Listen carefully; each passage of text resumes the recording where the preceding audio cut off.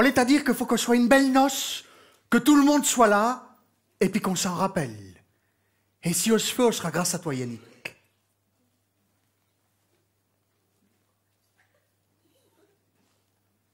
Pas pour Ragnar. Il a commencé à distribuer ses invitations le 6 avril pour une noce qui aurait lieu le 6 juillet. Il a distribué ses invitations une par une, de la main à la main. Comment elle a commencé cette histoire? Est-ce qu'on peut savoir comment ça a commencé une histoire?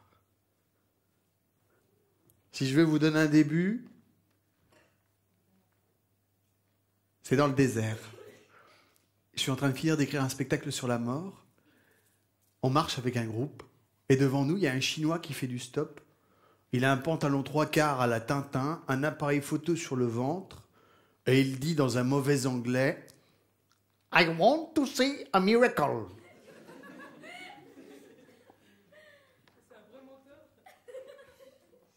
On finit par se dire avec le guide, on finit par comprendre qu'en fait, c'est ce qu'il veut voir, c'est un mirage.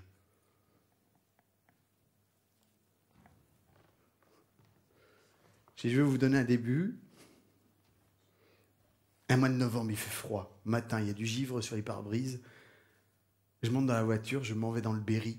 Je vais rencontrer un beau monsieur qui aime vraiment le bois. Il s'appelle Papo Ragnar.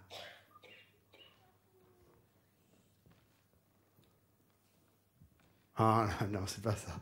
Ça, si je veux un début, c'est quand même le Chinois. Il a traversé la moitié du monde, il a quitté Shanghai pour aller voir le désert. Alors nous, avec le guide, on se dit qu'on va l'aider à voir son mirage.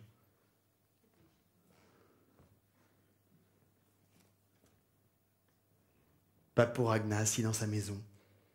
Une auto qui se garde dans le gravier. Un gars qui toque à la porte. « Bonjour, je m'appelle Yannick Jolin. Je cherche des histoires vraies de menteurs. » C'est à cause du Chinois qui voulait voir un mirage. Parce que quand on est revenu dans la tente,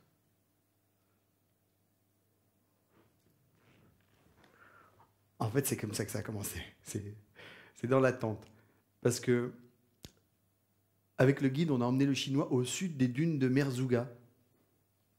Le guide connaissait une famille de berbères qui habitait à droite d'un petit mirage. On a mis le Chinois devant, il a fait... Il voulait voir un vrai mirage. Mirage, désir projeté loin devant soi, qui donne l'envie de marcher pendant toute une vie. C'est sa beauté qui donne la force d'avancer et qui peut tuer aussi comme un mensonge empoisonné, mais tant qu'il y aura des Chinois perdus dans le désert en train de chercher des beaux mirages. Ça, c'est ce que j'écrivais, en fait, dans la tente. C'est à ce moment-là que je me suis dit qu'un jour, c'est sûr, après la mort, je ferai un spectacle sur les mirages, les illusions. Il partirait des mensonges pour aller jusqu'aux utopies. Puis je suis revenu chez nous. J'ai fait le spectacle sur la mort. J'ai pas fermé l'œil de la nuit. L'œil de la nuit. Et c'est revenu. Ça a commencé à me rire dans le ventre, l'envie de faire un spectacle sur les mirages, les illusions. Je me suis dit, c'est un spectacle où il va y avoir du costume clair, du musical, il y aurait trop d'éclairage, trop de lumière, trop de son. Un spectacle où ce serait trop... Je dis que pour faire un spectacle comme ça, il fallait commencer par quelque chose de rassurant pour le public. Autrement, il était perdu tout de suite. Donc je me suis dit, il fallait que je commence par quelque chose de concret, par les mensonges. Ça, tout le monde connaît. Donc je suis allé voir des professionnels du mensonge, des avocats, des vieux dentistes, des curés, des politiques. Alors pas du menu frottin, pas du petit, hein, du beau, hein, du qui se tient. Celui qui m'a fait peut-être le plus rire, c'est Mitterrand quand il a dit « Chirac est un menteur. Et je m'y connais. » Après, je suis allé voir des conseillers en communication. Ça dégoulinait de menterie. C'était des inondations. J'avais de quoi faire un spectacle au moins toutes les 2 minutes quand je les entendais parler. Mais très rapidement, je me suis dit que c'était pas ça que je cherchais. À ce moment-là, j'ai compris que je cherchais quelque chose, mais je ne savais pas quoi encore. Et puis j'ai fini par rencontrer Papo Ragnar, menuisier, charpentier, chantier naval. Il connaît tout le monde le connaît. Il habite dans une grande maison bourgeoise, tout seul, au milieu du bourg. Il a son atelier en tôle derrière chez lui. Ça, c'est pas ordinaire pour un menuisier. On est à dire qu'on est pour pas gâcher le bois. Parce que lui, c'est un menuisier qui aime tellement le bois qu'il veut pas y faire de mal. On est à dire 2 portes, 3 fenêtres, on fait trop de bois. Il peut pas en faire. Il a son atelier, son chantier naval derrière chez lui dans le parc. C'est des bateaux à fond plat, garés dans le gravier, une planche sur 2. C'était qu'ils sont pas finis vos bateaux, monsieur Ragnar. On est à dire que j'essaye de mettre moins de bois. Bon, il travaille pas de manière ordinaire, mais les gens ont l'air de l'aimer quand même. Oh, Papo, c'est drôlement bien le grenier que tu nous as fait. Pas besoin de trier le grain, ça se trie tout seul. Super la porte d'entrée que tu m'amuses.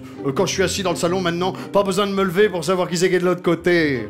T'es un poète, Papo. Papo, il fait des escaliers tellement doux que quand tu les montes, t'as l'impression de les descendre. Et il vit tout seul dans sa grande maison. On est à dire, tout seul dans une grande maison de même est un peu du gâchis. Il aurait bien aimé faire une belle noce, mais bon. Pour les menteurs, il en connaît, il veut bien vous en présenter. Mais il trouve pas ça trop intéressant. Il va vous dire mon sentiment, il trouve que les menteurs sont quand même pas très francs. On a quand même convenu d'un rendez-vous avec lui le lendemain matin. On devait se retrouver pour aller livrer un de ces fameux bateaux chez un certain Marcel Gâteau. Je suis parti à l'hôtel ce soir-là dans un état d'excitation totale. On me dit, c'est lui qu'il fallait que je trouve. C'est lui que je cherchais. J'étais énervé comme un petit lapin de Garenne un soir de pleine lune rousse au bord du Rhône. Énervé comme un René Caillé la veille de découvrir Tombouctou habillé en femme. Je suis parti me coucher, pire que le Chinois qui va voir son mirage le lendemain. I want to see a miracle. Oh, yes, I want to see a miracle. I want to see a miracle. Oh, yes, I want to see a miracle. Bonjour, monsieur le Chinois. Vous êtes venu voir un beau mirage. Alors moi, j'ai le plus beau de tous les mirages du monde. C'est un café. Café-bar chez Titine. Sandwich à toute heure. Une porte vitrée, des tables de bois avec des gars qui rient. Puis un petit garçon sur le bord du comptoir. Il est trop petit, il est sur la pointe des pieds, il voit pas de l'autre côté. Il voit juste le gros dos, ça fait comme un rond énorme. L'échine de la grosse mère Titine. La patronne, elle est en train de cogner un petit bonhomme. C'est bien, hein? On dirait une photo à la Douaneau. Ça te plaît, ça, monsieur le Chinois? Ça te plaît, ça? Non. I want to see a miracle. Oh, yes, I want to see a miracle. I want to see a miracle. Oh, yes, I want to see a miracle. Ça fait rien. J'en ai un autre.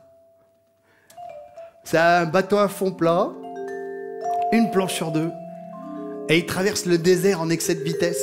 Et c'est toi, monsieur le Chinois, qui a la barre. Et il y a une compagnie de perdrix qui vole autour, et c'est des perdrix qui n'ont pas de plumes. Puis derrière, il y a un troupeau de vaches kabyles qui suivent. C'est des vaches toutes maigres avec des gros pieds qui ballottent. Puis derrière, il y a un monsieur avec un gros ventre qui suit, et il a un gros ventre qui ballotte aussi. Et il a un aiguillon, et c'est tout ce qu'il a comme habit. Ça te plaît, ça, monsieur le Chinois? Ça te plaît, ça?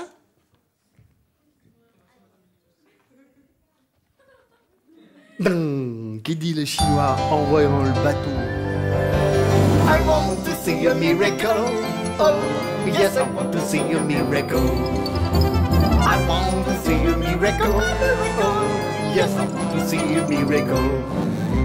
I want to see a miracle.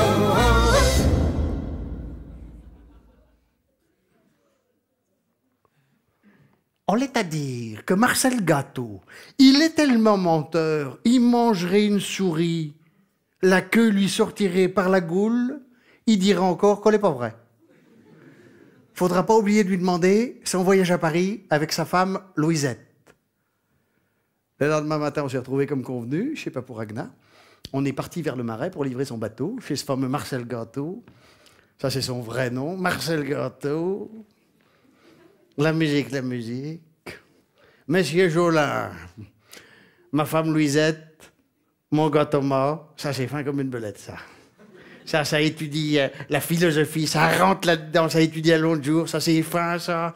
Ça c'est fin, ça c'est fin comme sa mère, elle était avant qu'il naisse, parce que c'est elle qui lui a donné l'intelligence. Moi, je l'ai gardée. Alors, avec ma femme Louisette, bon, ben, tous les deux, on fait la musique, la musique, la musique. Harmonie de Vanneau, tous les deux. Alors ma femme me dit un jour, on va aller voir de la musique à Paris. Bon ben d'accord. On va aller au théâtre du Châtelet. Bon ben d'accord, je me suis dit, ça va la changer, elle qui est plutôt portée sous le chapelet. Bon ben, on va prendre le train. Elle dit, bon ben d'accord, c'est plus rapide. Bon ben, on prend le train, bon ben on va chez le beau-frère. Ah, bon ben alors on emmène un coq chez lui, un coq vivant. Bon ben d'accord. On monte dans le train, on arrive à Montparnasse trop tôt, beau-frère pas débauché. Bon ben qu'est-ce qu'on fait? On va au cinéma. Au pâté. Avec le coq. À la fin des informations du pâté, il y a le coq du pâté qui se met à chanter. Bon, mais qu'est-ce qu'il fait, le note? Ben, il répond! Bon, ben, après ça, on va chez le beau-frère. Bon, ben, qu'est-ce qu'il fait? Il mange le coq. Bon, ben, d'accord. Puis après ça, on part au Châtelet. Puis là, le spectacle a failli commencer. Et puis la lumière est tombée dans le noir. Puis là, il y a une femme qui monte sur le podium.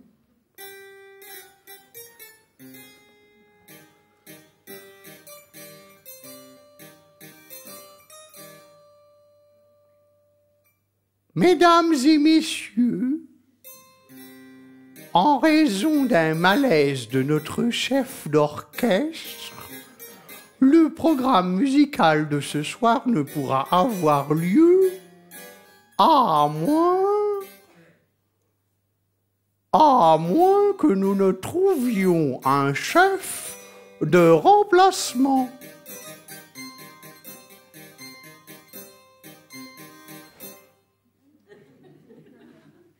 Vous, monsieur Marcel Gâteau, première trompette, harmonie de Vanneau, volontaire. Monte sur le podium. Silence dans les rangs. Mets la musique au bout de la baguette. Et vas-y que je te... La musique, la musique, la musique. Ils avaient jamais entendu ça. À la fin, ils m'ont fait une oblation debout. Depuis 14 passes, on va chanter Marcel Gâteau, la musique, la musique. On y est retourné après ça d'autres fois à Paris parce que chez nous, avant, dans le Marais, il y avait du gibier. Maintenant, il n'y en a plus du gibier. Alors qu'à Paris, dans le Marais, ah, il y en a du gibier. Pas vrai, Thomas? Oui, papa. Alors on prenait les petits bateaux de chasse, on mettait les outils dedans, bon, on quitte le Marais par la mer, on se dit que ça sera plus rapide, on longe l'océan, la Vendée, salut Philippe, après on passe la Bretagne, l'embouchure de la Seine, le pont de Tancarville, pop, pop, pop, pop, pop, on arrive qu'à de la râpée, on gare le bateau, chasse au lièvre dans le Marais. On met une pierre, on met du poivre dessus, le lièvre il approche, il voit personne, il renifle, il éternue, il s'assomme, t'as plus qu'à le ramasser. Pas vrai, Thomas? Oui, papa. Puis alors, la chasse à la perdrix, parce que s'il y a une affaire qu'il y a dans le Marais, c'est de la perdrix. Rue de la Truanderie. Une compagnie de perdrix à plumes. Pan! Pan! On fait plein de données de là, des plumes partout. Puis je vois plus que les plumes. Plus qu'elles sont passées. Plus qu'elles sont passées. Puis j'entends que ça pleure au-dessus. Puis je les vois serrer les unes contre les autres dans la gouttière, les perdrix. Elles étaient à poil. C'est une compagnie de perdrix à poil. Pas vrai, Thomas? Oui, papa. Puis alors, la pêche. Dans la Seine, on pêchait des carpes qui étaient longues. Vas-y, pousse. Pousse, pousse, pousse, pousse, pousse. Première année, on pêche la tête. L'année d'après, on revient, on pêche le reste. Pas vrai, Thomas? Pas vrai, Thomas? Oui, papa. Puis l'année qu'on voulait pêcher des anguilles, j'avais emmené ma fouenne. Je vois que ça bouge dans le fond de la Seine. Garoche la fouenne. Ouah! Je la ressors. Au bout. Au bout. Il y avait une rame de métro. Pas vrai, Thomas? Oui, papa. Marcel Gâteau, la musique, les fondements de l'humanité, la chasse, la pêche, la nature, quoi. C'est là qu'il ne faudrait pas de malentendu. Croire qu'il n'y aurait que l'humanité qui mentirait, ça serait se tromper lourdement, parce que dans l'humanité, la nature ment en permanence pour arriver à survivre. Ça n'a pas l'air de vous soulever... Je prends un petit exemple très rapide. L'orchidée, par exemple, qui n'est pas capable de s'auto-féconder. Comment qu'elle ferait si elle n'était pas capable de se déguiser en petite abeille femelle au printemps, alors qu'elle-même n'est pas une petite abeille femelle? Hein? Et puis quand il y a la vraie petite abeille femelle au printemps qui se réveille avec le mâle à côté parce qu'ils sont deux, et puis que le mâle il fait le coq, bzz, bzz, bzz, parce que c'est le printemps, puis ça l'énerve, le mâle alors, il fait le coq, bzz, bzz, bzz. Et puis la femelle à côté met du temps à se préparer dans la salle de bain, donc ça l'énerve lui. Il fait le coq, bzz, bzz, puis à un moment donné il dit « Je pars devant !» Et il passe devant l'orchidée qui est déguisée. Il croit que c'est la femelle, il se précipite dessus pour la féconder et il s'écrase sur le pistil. Ça peut vous faire ricaner, ça. On verra tout à l'heure en rentrant, quand monsieur va sauter du haut de l'armoire et s'écraser sur le pistil, on va voir.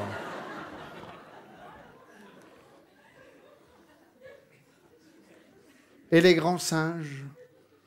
La femelle grand singe, par exemple, comment qu'elle ferait pour survivre? La femelle grand singe, qui est plus petite que le mâle par le fait qu'elle est beaucoup plus grand qu'elle. En plus, elle a les petits accrochés aux tétines, donc ça la ralentit énormément. Elle a une très bonne vision, la femelle grand singe. Par contre, elle n'a pas le sens de l'orientation. Elle voit le régime de bananes qu'elle a. Si elle va directement aux bananes, le mâle la dépasse et elle, rien du tout. Donc elle voit les bananes là, elle s'en va de l'autre côté. Le mâle la dépasse et elle... Peta, elle va se mettre au régime direct. Et le mâle qui fait le coq, pot de zibi pour les bananes. Le mâle, il fait le coq. Mais c'est pas le coq qui ment. C'est pas le coq qui ment. C'est pas le coq qui ment. C'est pas plus là que dans Pierre. C'est pas le coq qui ment non plus. Dans Pierre, dans Saint-Pierre, qui n'a pas toujours été saint. Qui est en train d'essayer de se faire oublier, là, dans la cour. Rapport à Jésus qui a été emmené au poste et qu'il y a déjà des abus dans les gardes à vue. Puis il y a des soldats qui crachent sur sa robe, puis d'autres qui la déchirent. Remarquez, il n'était pas obligé de se mettre en robe. Mais vu que c'était la mode de l'époque, nous, on n'a pas jugé ce genre d'affaires. Par contre, il y a Jésus, il y a Pierre qui est là dans la cour, puis il est en train de... Il fait... Puis là, il y a une femme qui le reconnaît, puis qui dit « Dis donc, toi, on te reconnaît, toi? T'étais dans la bande à Jésus, toi? » Moi? Non. Puis notre femme qui dit, mais si, on te reconnaît bien quand même, toi. T'étais bien dans la bande à Jésus, toi. Moi? Non. Puis des hommes qui disent, mais si, on te reconnaît à tes hardes, à ta manière de parler. T'étais bien avec lui. Moi? Jamais. Et à ce moment-là, il y a le coq qui se met à chanter.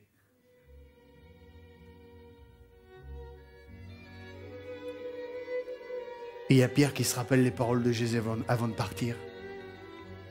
Tu verras, Pierre, avant que le coq n'ait chanté, tu m'auras renié 3 fois. Moi? Jamais.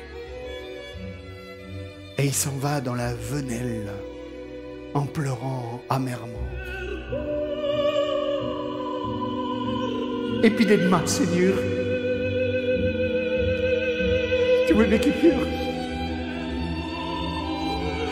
Ah, regarde, mon cœur et mes yeux pirant amèrement davantage. Et puis demain, Seigneur,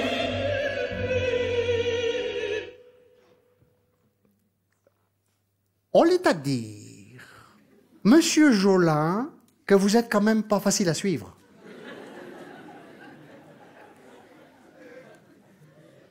Il trouve que vous sautez facilement du coq à l'âne.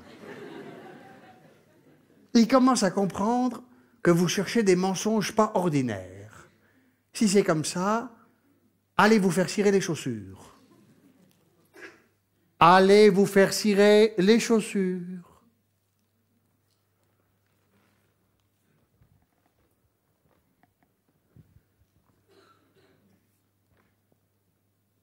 Station de cirage au bord de la route. 2 gars assis depuis la fin de la guerre.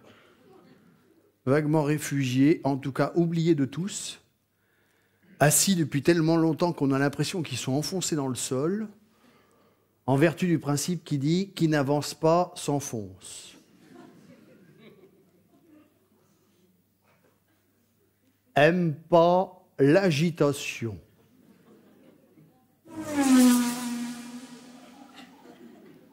Va donc plus vite.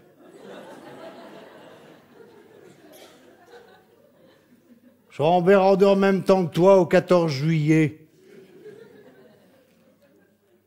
Parlant de 14 juillet, partirais bien en vacances. Je vais jamais partir en vacances. Si. Toujours été avec toi, t'es jamais parti en vacances. Si. En 63, on était à la chasse au tigre au Bengale, chez le Maharaja de Jaipur. M'avait donné son éléphant blanc, un fusil avec une crosse de nacre. Puis sous le palanquin, il y avait des filles qui sentaient bon la noix de coco. Puis au loin, on entendait le tigre qui huchait dans la jungle. Puis à un moment, le tigre a bondi devant l'éléphant. L'éléphant a freiné trop brutalement. Moi, passe par-dessus le guidon. Bardada, roule dans l'herbe. Le tigre se jette sur moi, m'a mangé tout cru.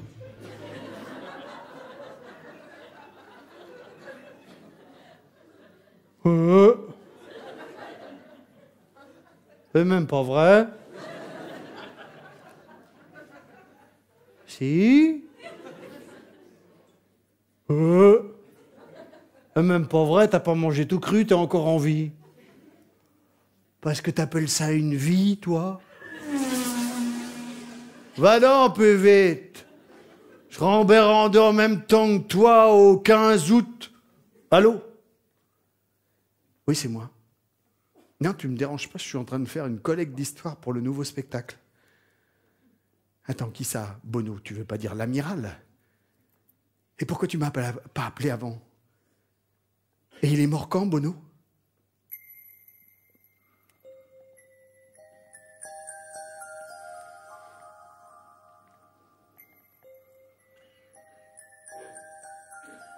J'ai 5 ans.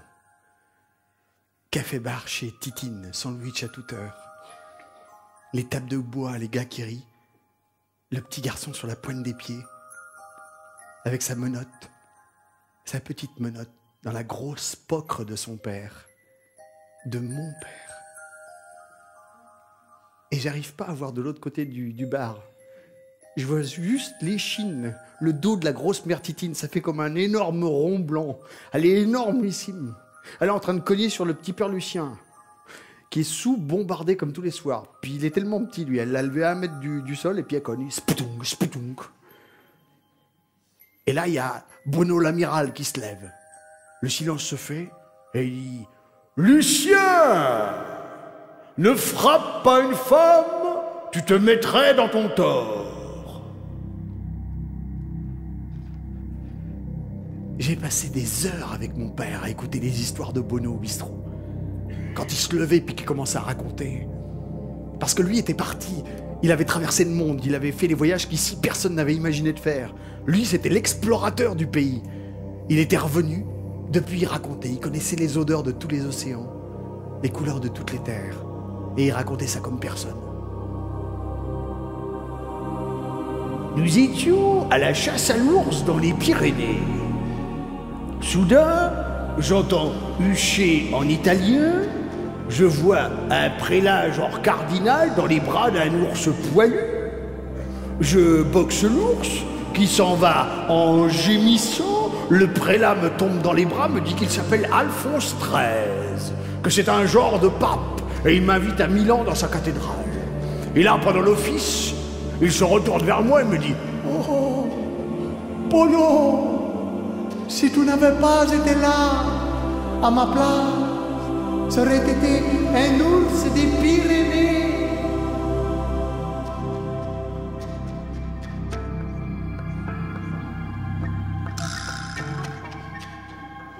Naufrage sur les côtes d'Australie. J'étais le seul survivant, agonisant sur un récif à fleur d'eau avec juste mes sacs jaunes, mes gros sacs de voyage jaunes qui ballottaient de chaque côté. Et là, une tribu d'aborigènes anthropophages a voulu me transformer en brochette sur la plage. C'est la princesse Yamba qui m'a sauvé, et ensemble, nous nous sommes échappés en chevauchant des tortues géantes.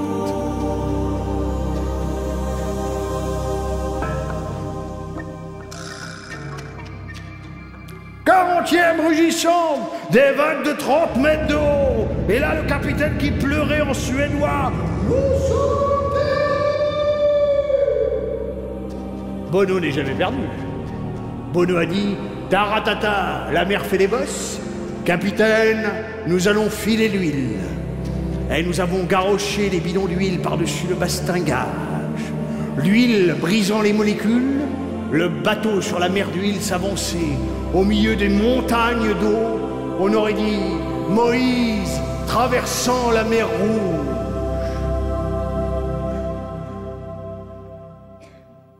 Bonsoir, Madame Bono. Je ne sais pas si vous me remettez. Je suis Yannick, le fils à Marius. En fait, j'ai pas été prévenu assez tôt pour être à l'enterrement. Mais moi, j'aurais préféré le voir avant qu'il parte. Parce que j'aurais voulu lui dire merci. C'est lui qui m'a donné le goût de partir, le goût des mots, le goût des voyages. Bon, je m'en vais. Attendez! Et sans rien dire, la femme me prend par le bras. Elle me fait traverser la grande maison, un jardin, on arrive au pied d'un escalier de bois. Ça mène à un grenier, c'est marqué dessus, grenier des Goncourt. C'était le nom de l'antre de Bono. Tout le monde connaissait le nom, personne n'était jamais allé, on ne savait même pas si ça existait. Là, c'est elle qui a poussé la porte. Et moi, j'ai vu la poussière qui s'enfuyait en couinant.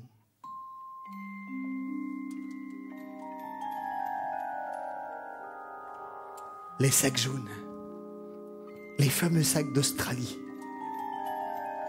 tout raplapla. Un lit, des petits bolides, des météorites, c'est comme ça qu'ils les appelaient, des bolides, ils parlaient des étoiles comme personne. Une table avec des revues empilées, l'illustration, le petit journal, avec des marque-pages. Les messes avec Alphonse XIII de notre envoyé spécial en Italie, Rudolfo Ruggieri. La chasse à l'ours dans les Pyrénées. J'ai chevauché des tortues géantes en Australie. Pierre de Rougemont, Wild World. Les fabuleuses tempêtes des 40e rugissants par le capitaine Flétan. Le salaud! Alors il n'y est jamais allé, c'est ça, hein? Il n'y est jamais allé. Qu'est-ce que ça peut faire? Il n'était pas fait pour ça. Il a essayé, il est allé jusqu'à Marseille. Il a pris le bateau, il a eu le mal de mer, il a vomi, il est revenu. 2 jours plus tard, il était là tout penaud, il m'a demandé de l'aider. Je l'ai caché dans ce grenier, on s'est organisé. Ça a duré plus de 2 ans. Ça a été les 2 plus belles années de ma vie.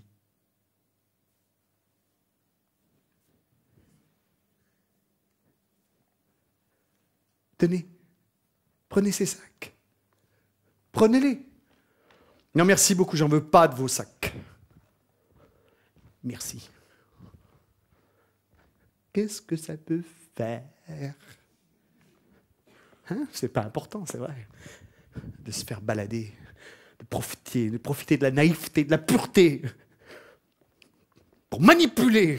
Qu'est-ce que ça peut faire un gars qui parle bien? C'est pas important, c'est pas grave, on va pas en faire un plat. Un gars qui raconte des histoires, c'est pas dangereux. Hein? C'est comme un charlatan, hein, ce jour de marché à Vénissieux. Ah oui madame, car ce n'est pas un, ce n'est pas deux, ce n'est pas trois, ce n'est pas quatre, mais c'est bien 5 soutiens-gorge pour le prix d'un que vous avez gagné.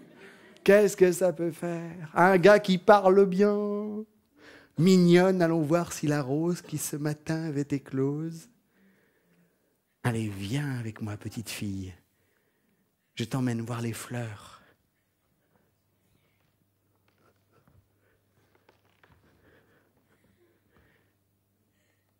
Et il l'emmène suffisamment loin dans les bois pour être sûr que d'ici, on ne l'entendra pas hurler.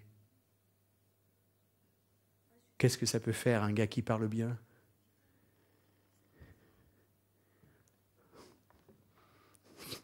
Mes frères et mes sœurs, réunis aujourd'hui dans ce temple moderne, ici, ensemble, sans doute le meilleur de l'humanité, nous allons maintenant nous mettre en résonance avec les maîtres cosmiques, les maîtres de Sirius, et nous préparer pour le transit. Et il te tend le bidon d'essence en disant de t'arroser que c'est un nouveau baptême, et il te tend même l'allumette enflammée en disant que c'est meilleur pour le transit. Qu'est-ce que ça peut faire? Un gars qui parle bien.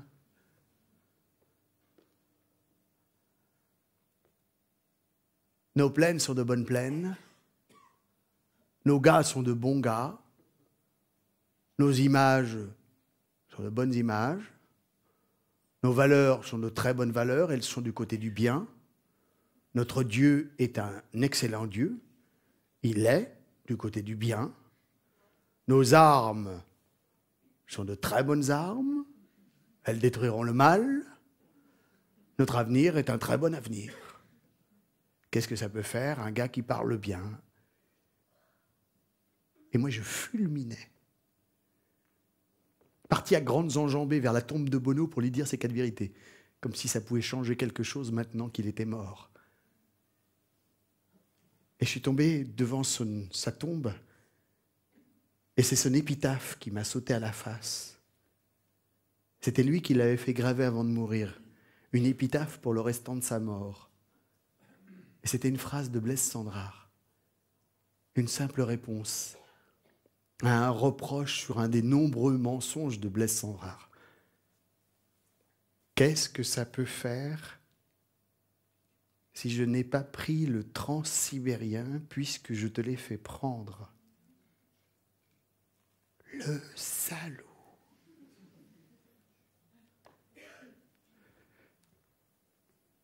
Excusez-moi, Madame Bono. Je suis revenu chercher les sacs.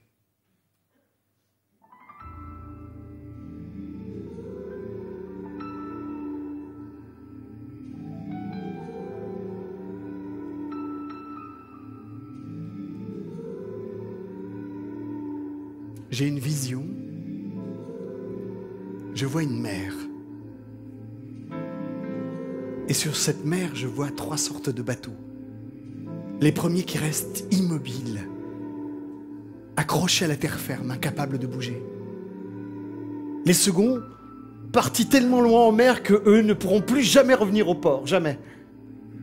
Et entre les deux, ceux qui vont et viennent, pêchant d'étranges poissons volants, embarqués sur une mer pleine de dangers.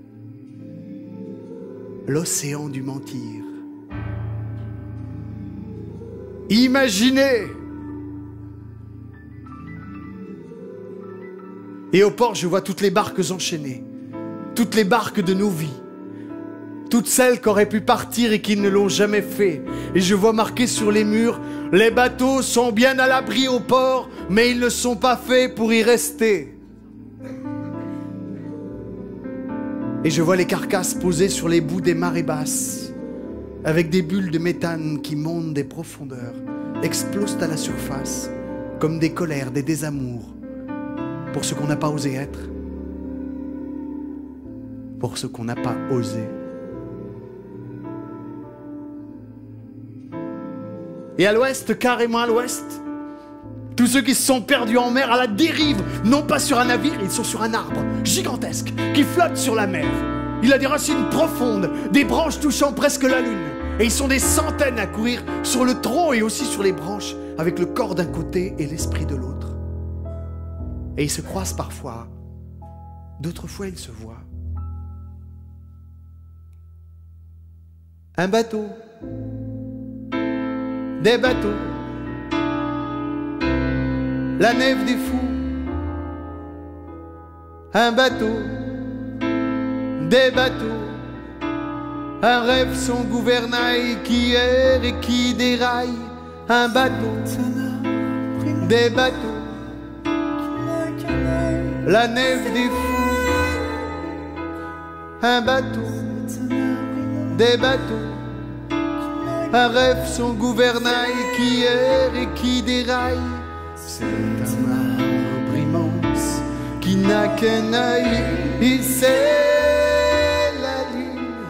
C'est un arbre immense qui n'a qu'un œil, et c'est la lune. Et là, il y a le petit Luc. Et lui, il dit qu'il est jamais là le mardi parce qu'il est tout le temps parti sur la lune. Mais comment tu fais, petit Luc, pour y aller sur la lune? Ben, je monte dans la fusée, je mets le scaphandre et puis le casque, et puis la fusée décolle, broum trac, broum trac, broum trac. Et après, ben, plus que la fusée elle va haut dans le ciel, plus que la Terre elle devient grosse, et puis après on arrive sur la Lune, et puis là moi je travaille. Et qu'est-ce que tu fais comme travail? Je ramasse les pierres et puis je change les drapeaux. Ouais, c'est super.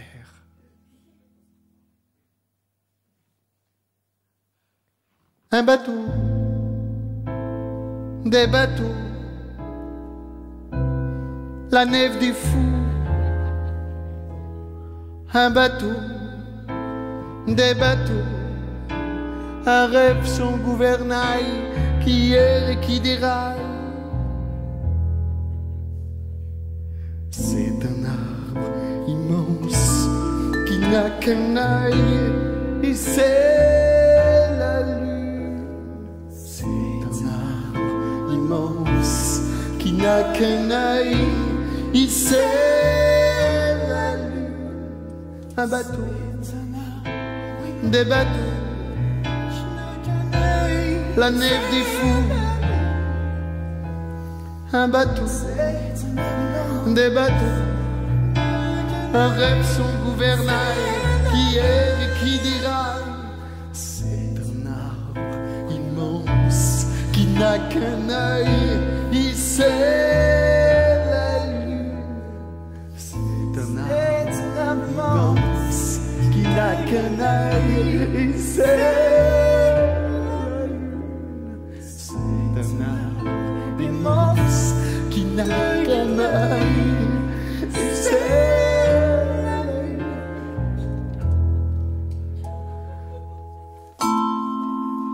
C'est un arbre immense qui n'a qu'un œil, c'est la lune. C'est un arbre immense qui n'a qu'un œil, et c'est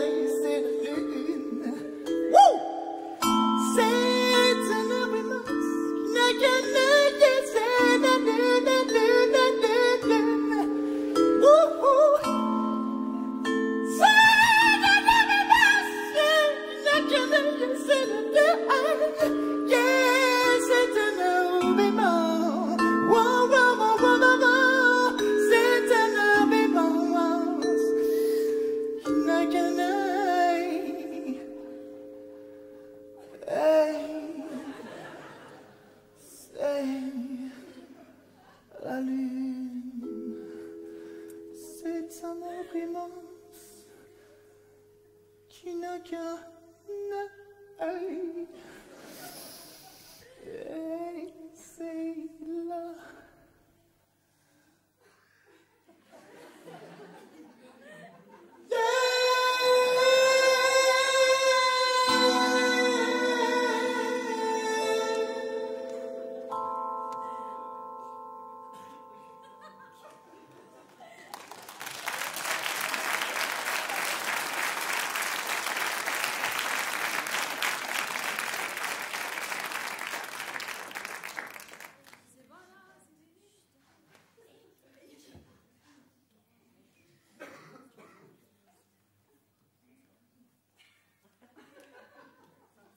le nombre de gens qui trompent en toute sincérité. Pas mal de fois, je suis venu retrouver Papou Ragnar. Là, je suis venu le voir, il était au bistrot, en face de Fisc au fusil. On l'est à dire que Fisc au fusil, ça c'est un bon. Fisc au fusil. Principal actionnaire du bistrot. Arrive le premier, repart le dernier. Ce jour-là, il a un bras emmailloté. Qu'est-ce qui t'est arrivé, Fisc au fusil? Ben, hier au soir, je sortais tranquillement du bistrot, il y a un con, il m'a marché sur les mains.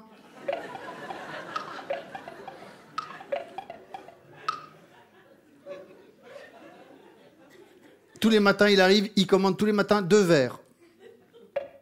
Bois le premier.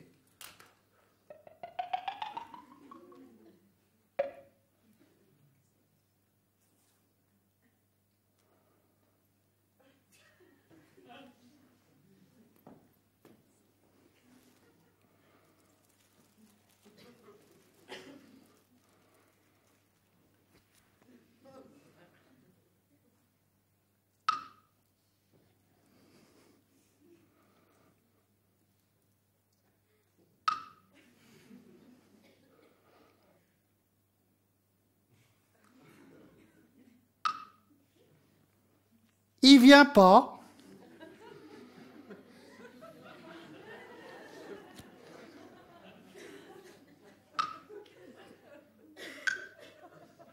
Il viendra pas. Bois le deuxième.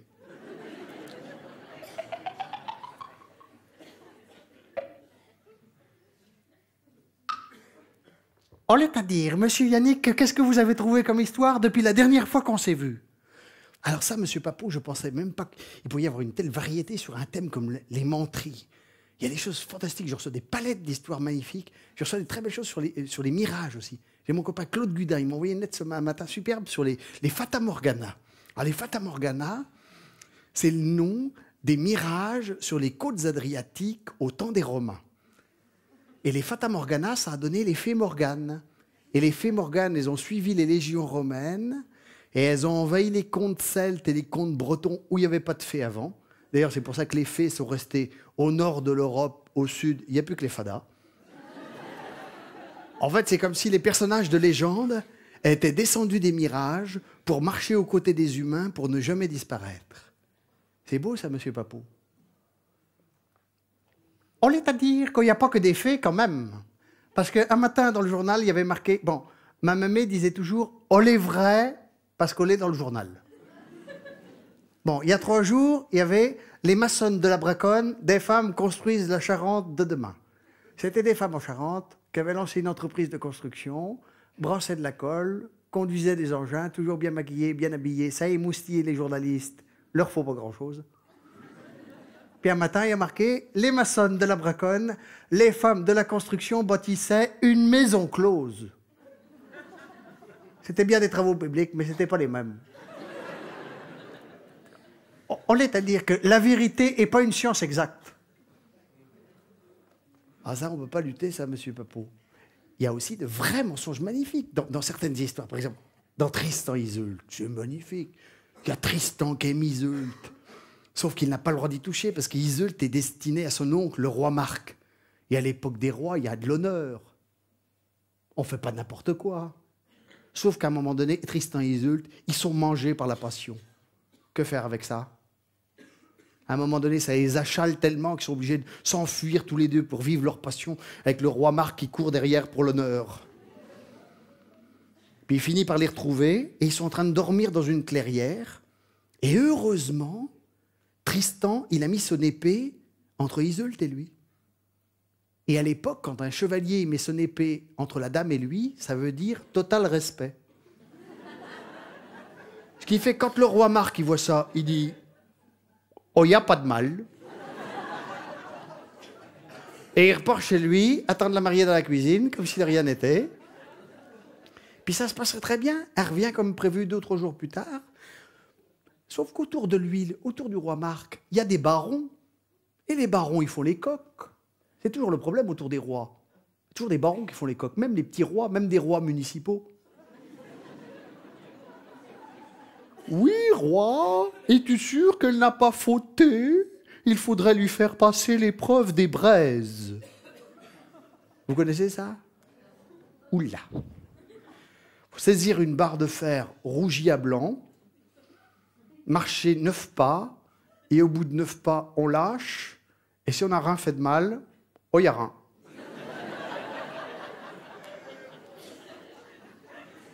Ben, c'est égal, ça marche pas tous les coups.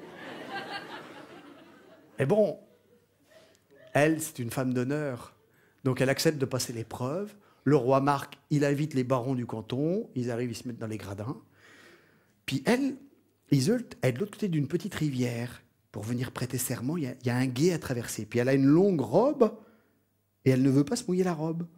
C'est pas parce qu'on va passer l'épreuve des braises qu'il faudrait obligatoirement se mouiller la robe. Et de son côté, il y a un soldat.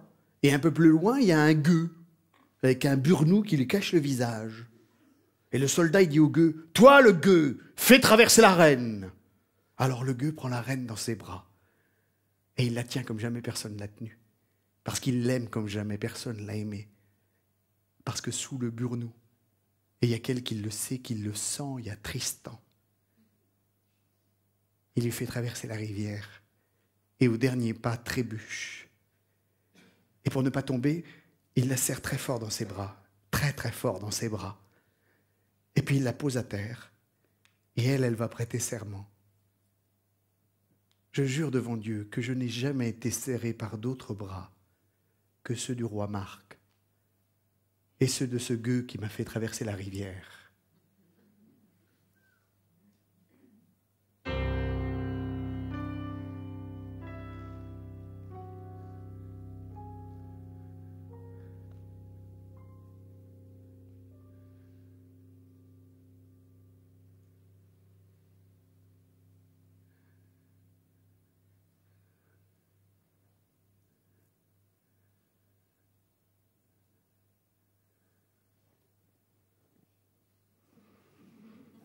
Quand il me prend dans ses bras, qu'il me parle tout bas, je vois la vie en rose.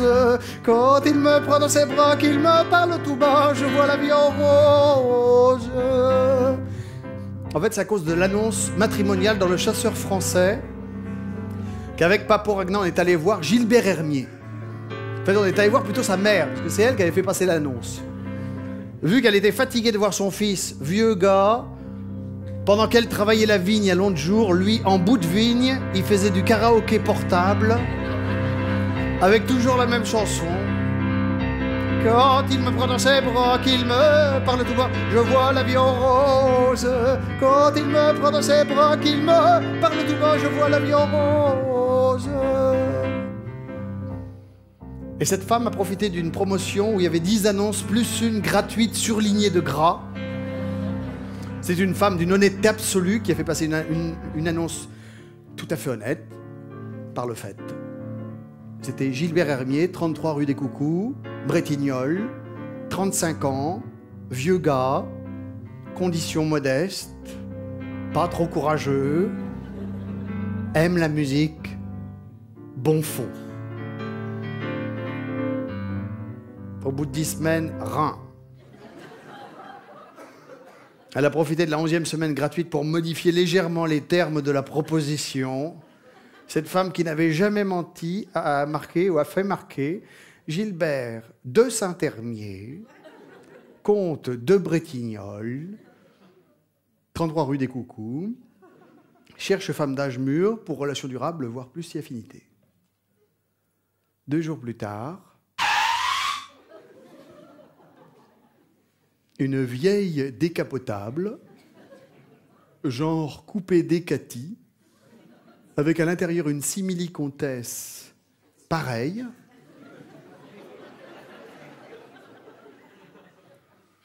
Bonjour, je cherche le comte de Bretignolles. Qui ça? Le comte de Bretignolles, Gilbert de Saint-Hermier. Gilbert est là. Et là, au bout du doigt, vous voyez, il montre un toit de tôle légèrement effondré à côté de la maison où habite Gilbert avec sa mère. 2 minutes plus tard, on va pas se marier ce coup-là. Et l'histoire est finie là. Enfin, elle est finie là. Elle est finie pour le spectacle. En fait, moi, quand on m'a raconté cette histoire-là, il y avait une suite. Il y avait une fin à cette histoire-là qui était une fin assez stupide, qui ne faisait rire que moi, donc je n'ai pas pu l'intégrer dans le spectacle.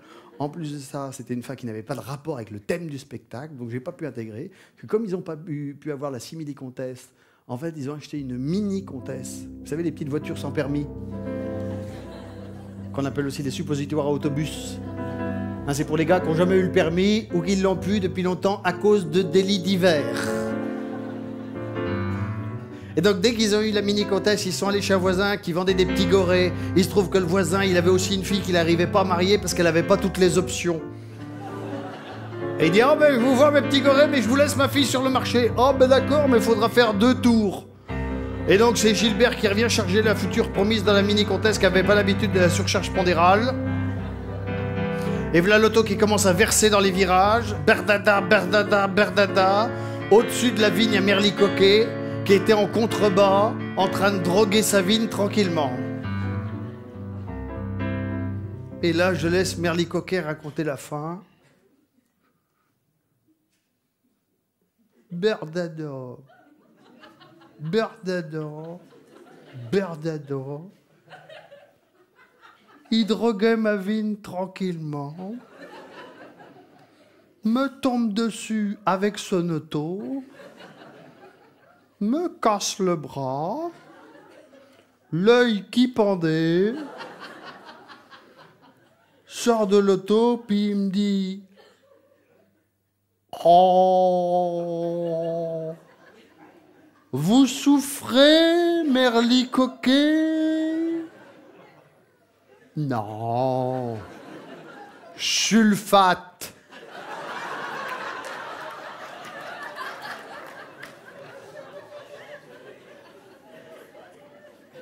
Vous voyez que j'ai bien fait de ne pas la mettre dans le spectacle. Quand il me prend dans ses bras, qu'il me parle tout bas, je vois la vie rose. Quand il me prend dans ses bras, qu'il me parle tout bas, je vois la vie rose.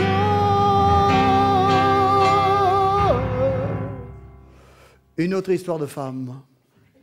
Jean-Claude. Jean-Claude Ladran.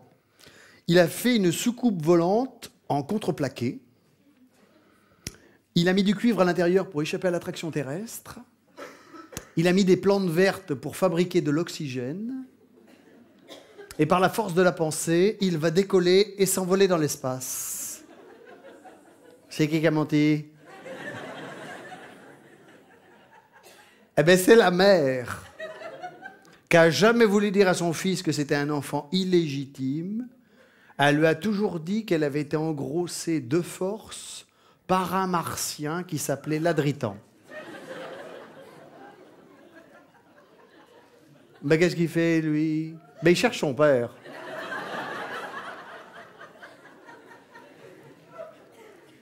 On lui a dit que les femmes mentiraient plus que les hommes. Alors, ça, j'ai pas dit ça, Papo. Hein. J'ai pas dit ça du tout. C'est même le contraire absolu.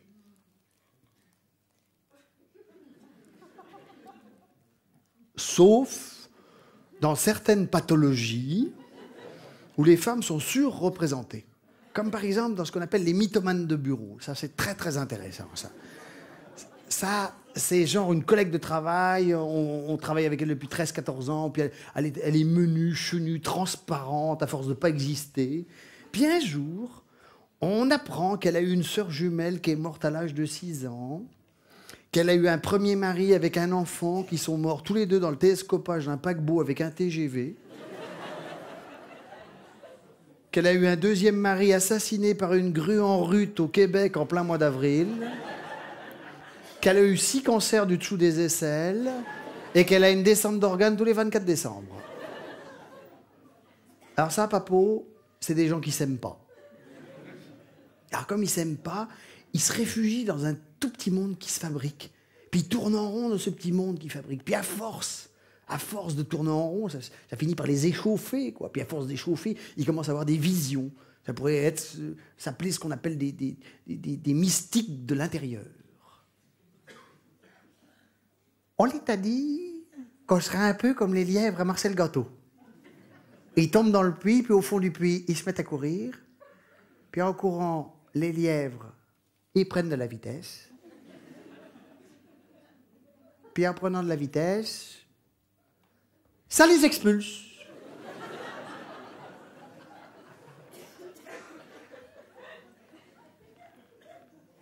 Ouais, c'est intéressant, ça.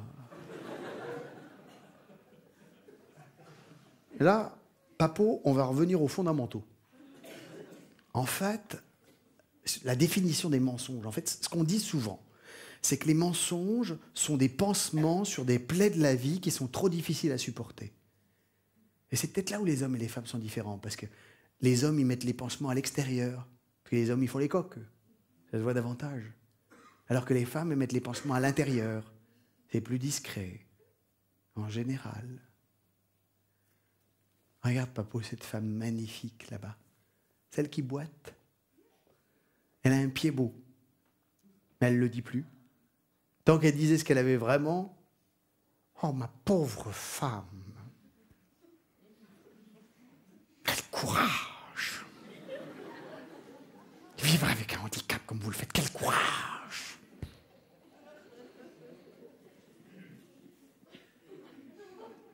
Et un jour, en fait, là, elle a répondu que c'était les séquelles d'un accident d'avion où elle avait été la seule survivante.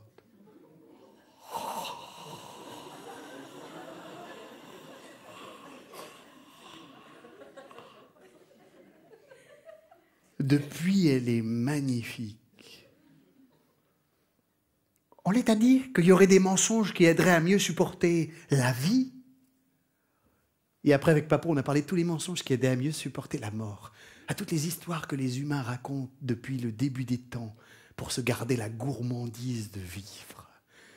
À toutes les guenilles qu'on tend à nos horizons, juste pour donner un sens au chemin qu'on va faire.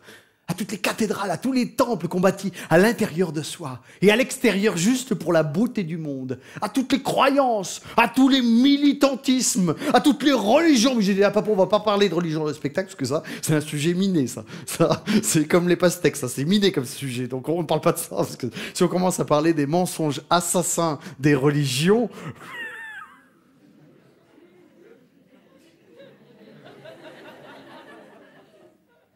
Pas dans la nôtre.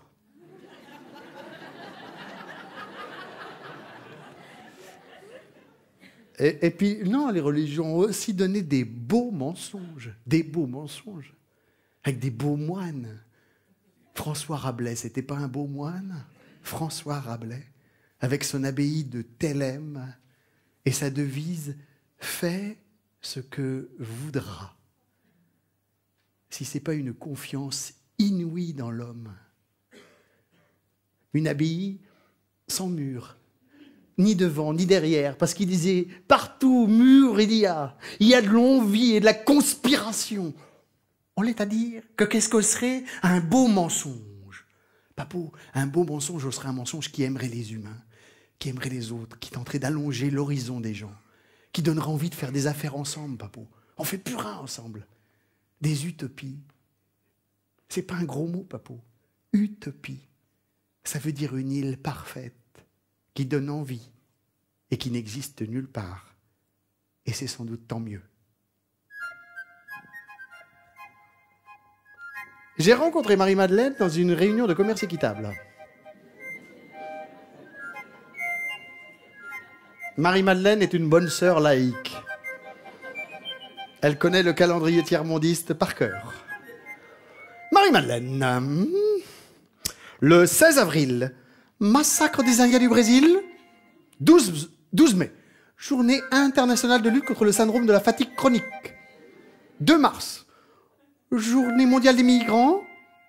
21 mars, journée internationale de lutte contre les discriminations raciales. Le 7 mai, journée mondiale du mélanome. Non, journée mondiale de l'asthme. Ouf, Marie-Madeleine. 1er mai.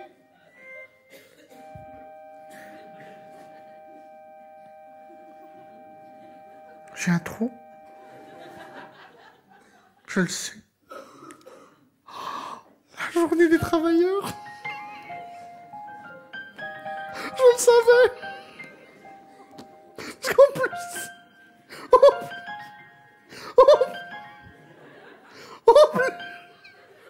Mon mari était syndicaliste. Enfin, quand je dis il y est toujours. Mais comme j'avais pas le temps de l'occuper de lui, il est parti.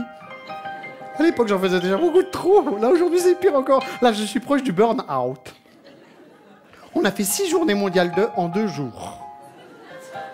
Ce matin, on a fait la journée mondiale du brouillard. Parce qu'on s'est aperçu que la qualité du brouillard baissait partout sur la Terre. Ça nous pend au nez. Ça nous pend au nez. Cet après-midi, on a la journée mondiale des îles Linceuls. Alors, c'est des îles très belles au large du Brésil, qui sont habitées que par des albinos. Alors, ils ont une très très belle mythologie. Ils disent le premier homme était albinos, la première femme est albinos, et après, ça a dégénéré. Alors, ils vivent sur une île où il n'y a pas d'arbres. Il y a beaucoup de soleil, c'est très très mauvais pour eux. Donc, on fait une collecte de parasols.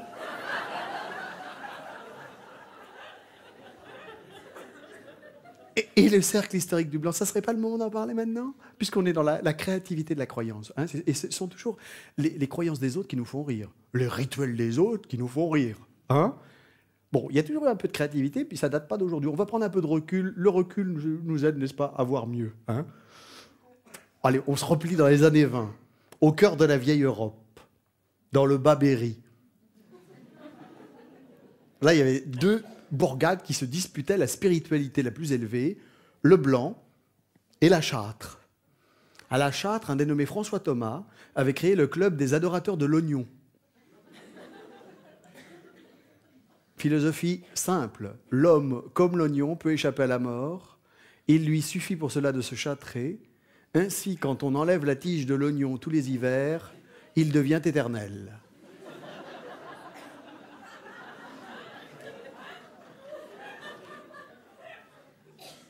Ils ont quand même compté plus de 3000 membres. Le blanc, Olivier Brenot, obscur mystique, donc prophète raté. Lui, il a un jour l'illumination, la catharsis totale. Il voit un phallus de lumière ensemençant les étoiles. À partir de ce jour-là, il voit des phallus partout. Il ramasse des pierres de sexe qu'il rassemble par dizaines, par milliers dans le musée du culte phallique du Blanc. Et il crée un culte néo-druidique dédié à Saint-Génétour.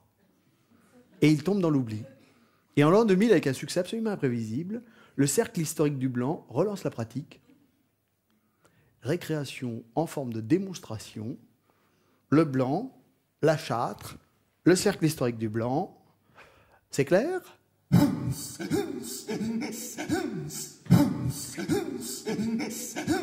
Olivier Brenot, obscur mystique, persuadé que l'immortalité de l'homme repose sur le sexe de l'homme. Il crée le culte phallique du Blanc et tombe dans l'oubli. Et en l'an 2000, le cercle historique relance la pratique.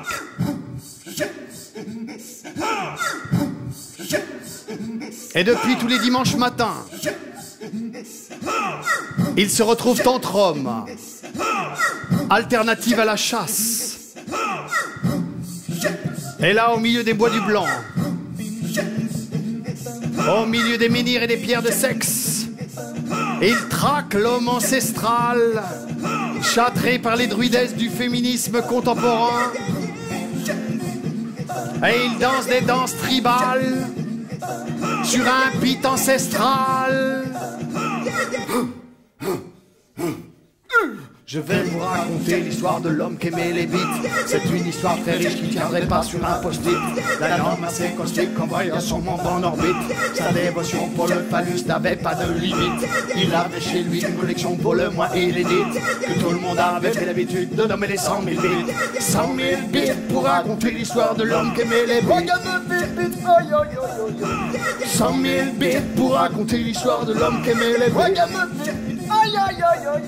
Si vous me le permettez, je vais vous introduire. Si vous me le permettez, je vais vous y conduire. Si vous me le permettez, si de moi vous l'exigez. Si vous me le demandez, je vais vous introduire dans ce musée du Blanc de la ville, prêt à vous accueillir. Que tout le monde avait fait l'habitude de nommer les 100 000 bits.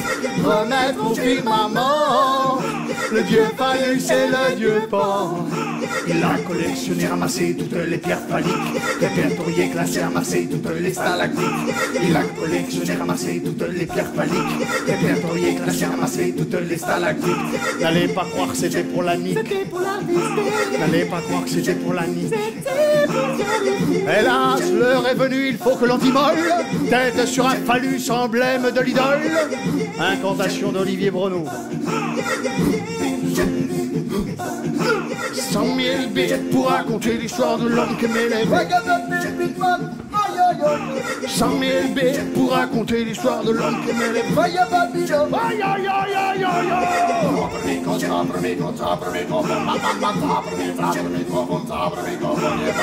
Johnny Jola est dans la place, mais jamais des cases. Ragamuffin style, ragamuffin style, ragamuffin style, ragamuffin style.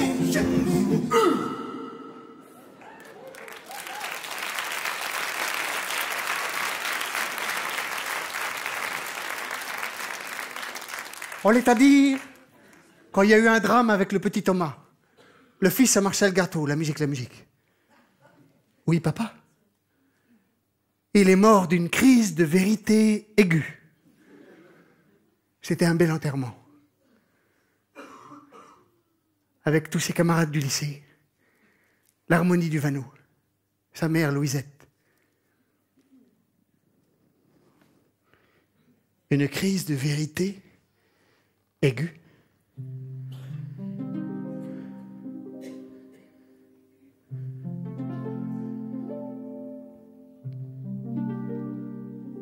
C'est l'histoire d'un prince qui par un beau matin se lève pour aller demander la main de sa bien-aimée. La fille du roi puissant est riche et lui n'est qu'un pauvre prince. Et le roi lui dit: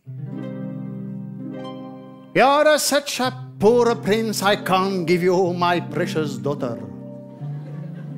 If you want to marry her, you'll have to find the truth, the very truth, the precious truth.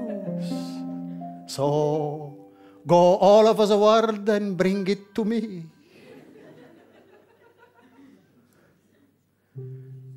Ainsi le prince est parti sur les routes du monde pour aller chercher le prix à payer pour la main de sa bien-aimée.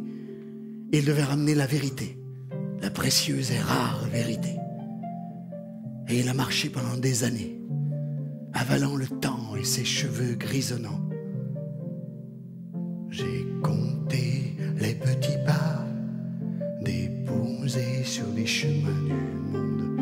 J'ai compté les petits pas déposés sur les chemins du monde. J'ai compté les petits pas déposés sur les routes du monde. J'ai compté les petits pas déposés sur les chemins du monde. J'ai compté les petits pas déposés sur les routes du monde. J'ai compté les petits pas déposés sur les chemins du monde. Mais quand il est arrivé aux confins, dans un pays de brumes et de brouillard, il a su qu'elle était là. Il l'a appelée aussitôt, elle a répondu « Oui, c'est moi !» Et elle est apparue dans son plus simple appareil, la vérité toute nue, presque femme, mais si sèche, si osseuse, si ridée, les yeux enfoncés si profonds dans les orbites, et de sa bouche purulente, noire, édentée, buffait, soufflait une haleine pestilentielle. Elle l'a invité à se mettre à table, il a répondu qu'il avait peu de temps, qu'il devait repartir assez rapidement. Et il lui a demandé si elle, la vérité, elle avait un message pour les autres humains. « Tu leur diras que je suis jeune et belle. »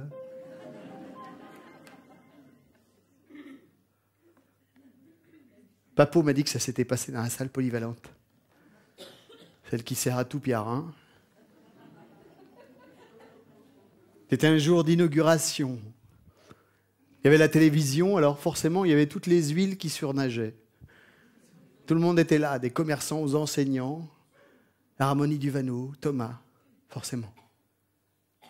Je ne sais pas si c'est à cause des discours, la langue de bois qui claque à l'infini de bons sentiments, les poignées de main dégoulinantes de vaines promesses. Je ne sais pas si c'est à cause de ça. Ou si c'est à force d'avoir dit tellement de menteries avec son père. Oui, papa. Oui, papa. Oui, papa. Oui, papa. Non! Et il est arrivé comme un petit taureau dans l'arène. Un petit taureau blessé, alors forcément lucide. Forcément lucide. Un petit taureau prêt à tout pour défoncer les palissades du mensonge, de l'hypocrisie. Prêt à s'arracher les cornes, à s'aveugler de sang. Un petit taureau tout seul dans l'arène. Avec son rêve de jeunesse, son rêve intransigeant, son rêve de changer le monde, son rêve à la Platon. Et puis dans les gradins au-dessus, il y a Aristote qui gère le monde. Et il dit, ça ébranle légèrement, mais on gère la situation. Il n'y aurait pas de normalement, il ne devrait pas y avoir trop de problèmes. Il parle de révolution, c'est votre sonnage, ça lui changera. Olé! Il dit qu'on a bradé nos idéaux pour devenir de petits bourgeois bobos minables. Olé! Il a bien dit qu'on était des poufiages. Olé! Il n'y a rien qui peut changer. On gère la situation. Ça peut brûler autour, quelques voitures, c'est pas grave. Il n'y a rien qui peut changer. Sauf que là, il y a un bug. Le petit taureau, il passe par-dessus la balustrade, il se retrouve au milieu des fauteuils, dans les gradins, il écrase les clampins, il effraie la donzelle. Puis il dit plus la vérité, mais il dit la vérité. Toutes celles qui se disent pas habituellement, tous les cadavres qui sont cachés dans les placards de toutes les petites villes du monde. Qui dit ça de qui vole qui couche qui. Alors on l'arrête, son père surtout l'arrête, dit non papa, il n'y en a pas un qui dit la vérité. Ils disent même qu'ils sont vivants.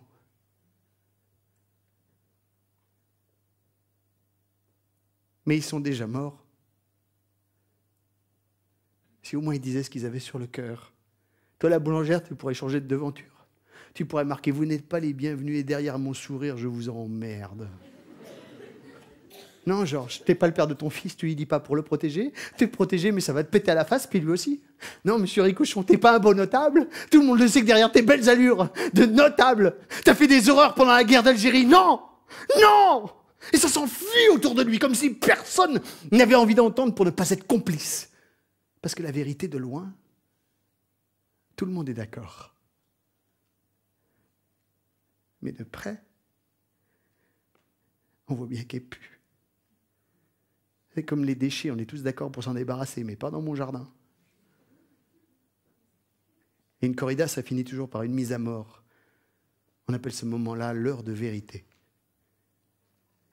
La sienne, ça a été 5 heures du matin. La tête éclatée sur le trottoir, baignant dans le sang.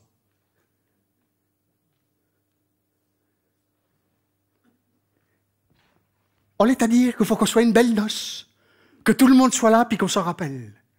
Et si on se fait, on sera grâce à toi, Yannick. Grâce à moi. Comment elle a commencé cette histoire? Si je voulais un début, c'est le chinois. Papo, au moi, présomptueux, persuadé qu'un jour, moi, je serais capable de faire la vérité sur le mensonge. Mais si vraiment je voulais vous donner un début, c'est à la mort de Thomas. Puis 2 jours plus tard, quand Papo est venu me trouver, puis qu'il m'a dit « On est à dire qu'il faut qu'on soit une belle noce, que tout le monde soit là, et puis qu'on s'en rappelle. » Alors, Papo, il faut que tu nous présentes la mariée, parce qu'on ne l'a pas vue encore. On est à dire que ça, on se fera en temps utile. Et à partir de ce jour-là, on a su que Papo était en train de préparer sa noce. Il avait loué les tables, les chaises à la mairie. Il avait réservé à manger chez Jean-Joseph, le traiteur. Et il a commencé à distribuer ses invitations. Le 6 avril, pour une noce qui aurait lieu le 6 juillet. Il a distribué ses invitations, une par une, de la main à la main, comme si c'était toute sa vie. On est à dire, Marie-Madeleine, que vous êtes invitée à ma noce. Ah ben, si vous voulez vendre des ponchos, il n'y aura pas de problème.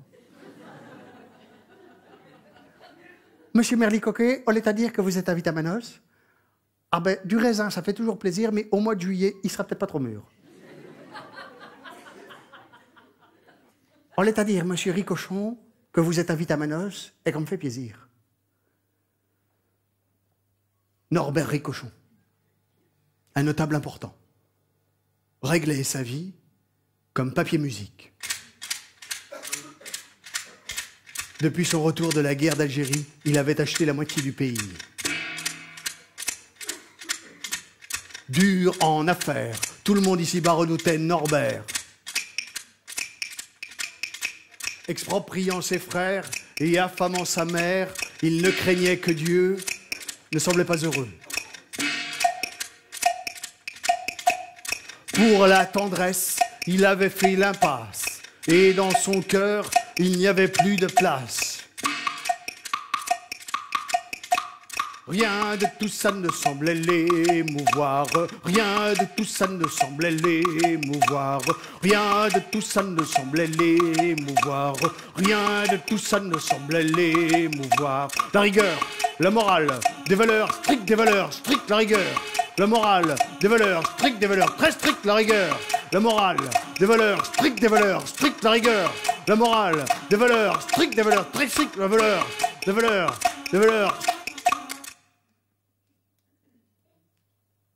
On a retrouvé Norbert Ricochon, nu dans ses écuries, en train de sangloter à côté d'une vieille vache crevée. Il lui parlait en arabe. L'abgar est choufifi. L'abgar est choufifi. Dans le pays, il n'y a pas grand monde qui comprend. À part peut-être Marcel Gâteau, son camarade de régiment.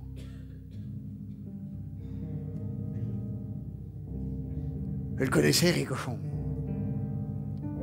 En Algérie, c'était pas du tout ça. C'était pas une foudre de guerre. Il voulait pas toucher un fusil. Ah, on n'aurait pas gagné la guerre avec ça. Bon, ben remarquez, on n'a pas gagné grand-chose quand même. Enfin. Lui, là-bas, il préférait les petites Fatma. Et il était même amoureux d'une petite Fatma. Il avait fait une chanson, comment que c'était qu'il avait fait? J'aimais la fille de Kabylie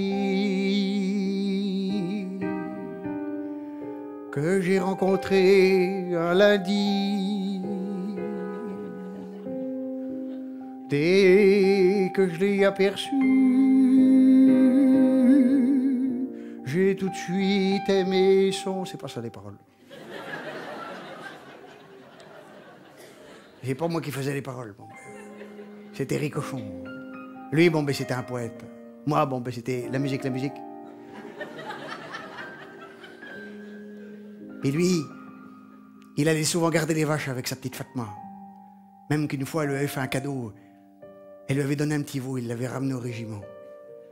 Puis des fois, moi, j'allais avec eux. Parce que je surveillais alentour. Parce que moi, avec la musique, bon, ben, j'ai l'œil. C'est là que j'ai vu le trafic de pastèques. Marcel Gâteau, 2e classe, 3e compagnie. Il y a du trafic d'armes dans les pastèques. Affirmatif, mon adjudant. Oui, mon adjudant. Non, mon adjudant. Bon, l'adjudant, il n'a pas voulu le croire. Mais n'empêche que l'adjudant, il a sauté, miné les pastèques. Bon, ben après, il avait fallu trouver le félaga qui avait fait ça. Ils ont pris le premier qu'ils ont trouvé. C'était pas le bon, mais qu'est-ce que vous voulez? C'était comme ça. Il en fallait un.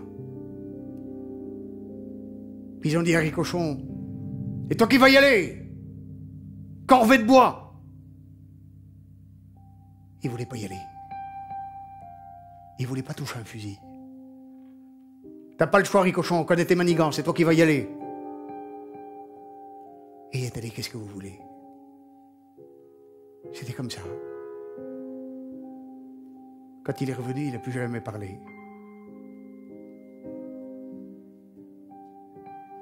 Il s'occupait plus que de son petit veau. Puis nous, on a appris que le félaga, c'était le père de sa petite Fatma. Ils ont rapatrié Ricochon en France avec son petit veau. Moi, je le savais que depuis tous les matins, il se réfugiait dans ses écuries. Puis il se mettait nu devant sa vache, avant de remettre son costume de monsieur. L'abgari choufifiga. L'abgari choufifiga. Les vaches me regardent. Les vaches me regardent.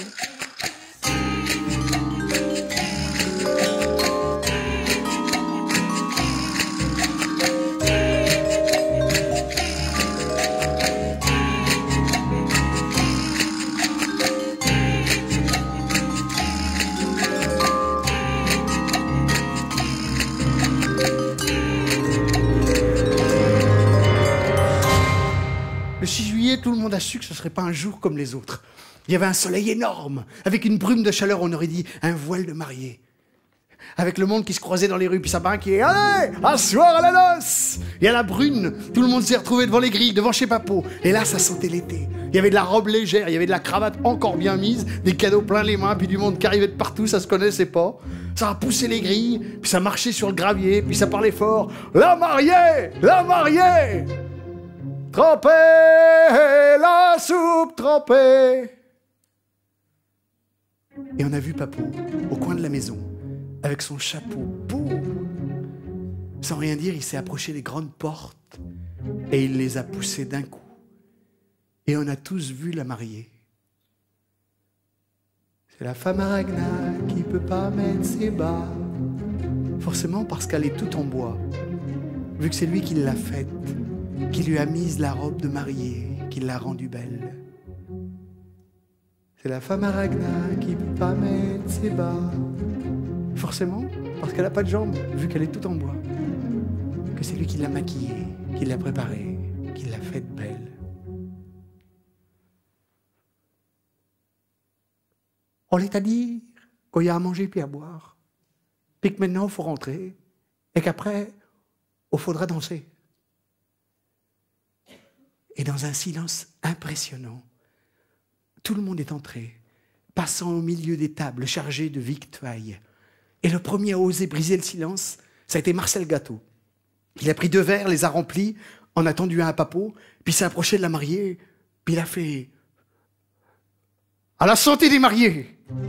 À la santé des mariés! Et ça s'est jeté sur les tables, c'est après un verre, 2 verres, 10 verres, ça s'est mis à traquer 1 fois, 10 fois, 100 fois, et ça s'est mis à manger fort et à parler encore plus fort. Allez, Pato, Papo, maintenant faut que tu lances le bal! On est à dire que la mariée est pas facile à faire danser, quand même.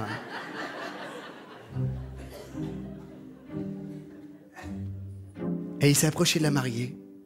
La foule s'est écartée. Et lui s'est mis à tourner autour d'elle. C'est la Valessa Ragnar, tourbillon des amours, emporté pour toujours, les regrets des beaux jours. Et oh, c'est la Valessa Ragnar, tourbillon des amours, emporté pour toujours, les regrets des beaux jours. Et oh, et vire Papou, et il tourne, et il vire, et il est comme un phare de bonheur au milieu d'un océan, et l'écume des mauvais jours arrive à peine à lui toucher les chevilles. On est à dire qu'on fait virer la tête quand même. Oh, il y en aurait peut-être un pour me remplacer. Et le premier à s'avancer pour le remplacer, ça a été le Chinois, avec son pantalon 3/4 et son appareil photo sur le ventre. Et à son tour, il s'est mis à valser autour de la mariée, pendant que Papo, lui, s'approchait des tables. On est à dire qu'il ne faudrait pas hésiter à goûter la tortue géante, parce qu'il n'y en aura pas tous les jours. Les enfants, il ne faudrait pas abuser du raisin, parce qu'il n'est pas trop mûr. Alors, pour les pastèques, il y en a une où il y a un gage. Papo, est-ce que tu as vu qu'il y avait même un troupeau de femelles grands singes qui arrivaient? On est à dire qu'on va manquer de bananes. Oh, il y a plus de monde que prévu. Yannick, tu les connais tous, il faut que tu les présentes.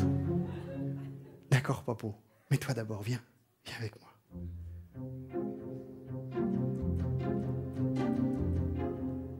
Monsieur Tristan, Madame Iseult, Monsieur Paporagna. On est à dire que j'aime beaucoup ce que vous faites.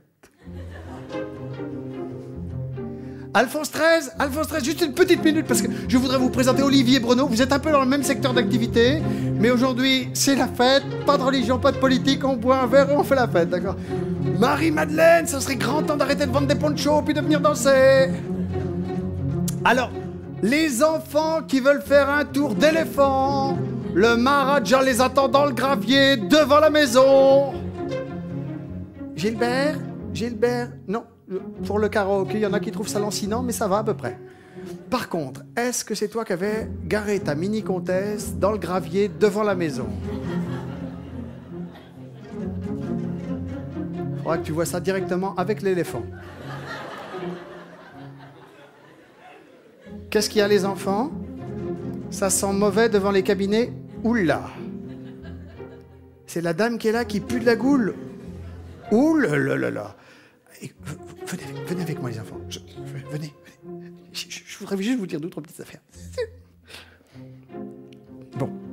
Alors, les enfants, écoutez. Il y a un moment donné dans la vie où il faut apprendre à mentir. D'accord? Alors, la dame qui est là, sans fort de la bouche, c'est la vérité. En plus, on ne se moque pas de la vérité. Donc, et puis en plus de ça, aujourd'hui, la vérité, elle n'est pas à la noce, donc c'est pas la peine d'en rajouter. Alors, si vous voulez vraiment être super sympa, d'accord, vous allez jouer un petit peu. Oui. Pierre, Saint-Pierre, Pierre. Non, c'est très bien comme danse. Oui, je viendrai danser. Je veux juste te présenter mon copain Tuilas, le maçon. Oui, il veut faire une. Je viendrai manger du coq au vin avec toi, je l'ai promis. Non, mon copain Tuilas, il veut faire une photo de publicité avec toi dessus, ça serait Pierre, tu es Pierre, et sur cette pierre, je construirai ma maison. Vous vous arrangez ensemble. Et la nuit a filé. Et au petit matin, les gars bombardés, tenaient plus debout, puis les femmes qui essayaient de les ramener dignement à la maison, puis les gars qui disaient « Ah ben la femme à Papo, elle est quand même moins emmerdante que les nôtres !»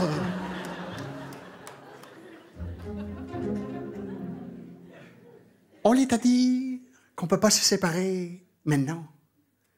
Parce qu'avec la mariée, nous, on avait pensé qu'on pourrait partir tous ensemble en voyage de noces.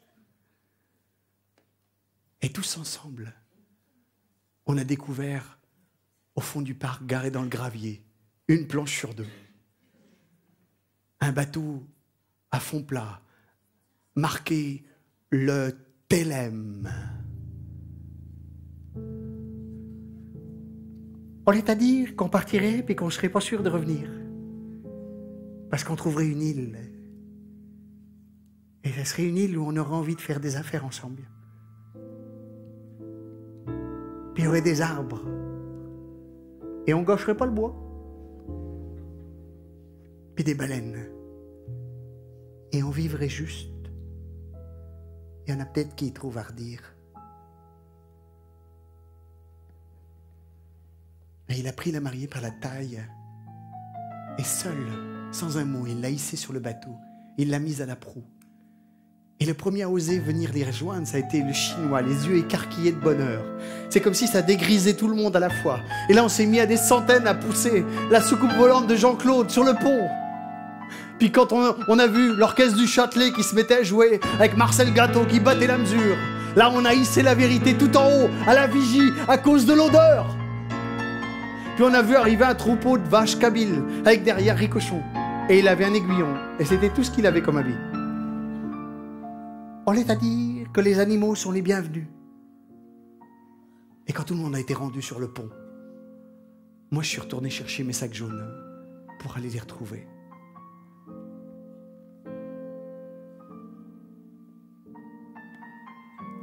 On est à dire qu'on serait bien qu'on en ait un qui reste pour le dire aux autres. Et on serait bien qu'on soit quelqu'un qui ait les mots.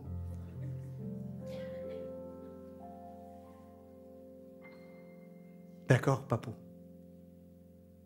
Je vais rester.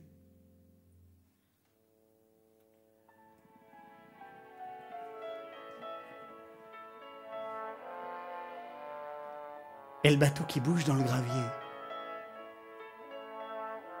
Le vent qui se prend dans la voile de la mariée.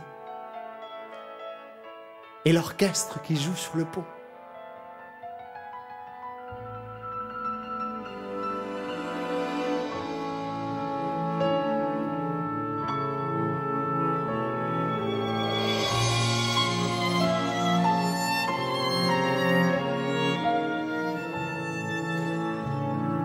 Et le bateau qui arrive au fleuve, il longe les bancs de sable.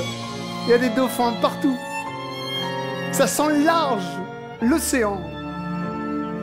Et le bateau prend du gîte. En tribord! Puis je le perds de vue.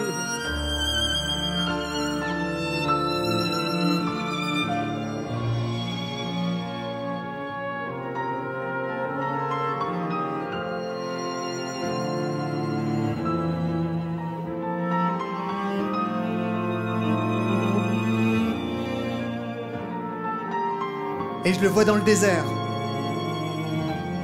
au sud des dunes de Merzouga.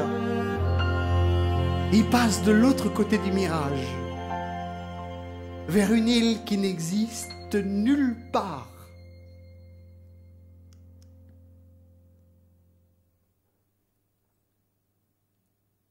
Encore une minute. Je vais éteindre les lumières.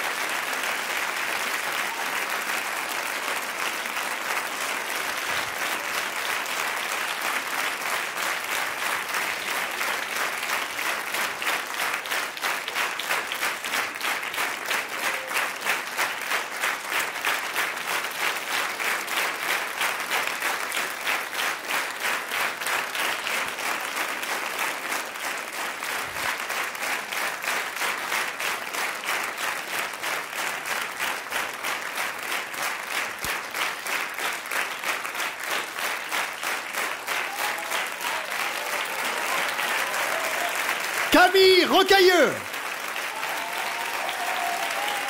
qui a aussi composé toutes les musiques sauf Bach et Piaf. Pur produit du Conservatoire de Lyon.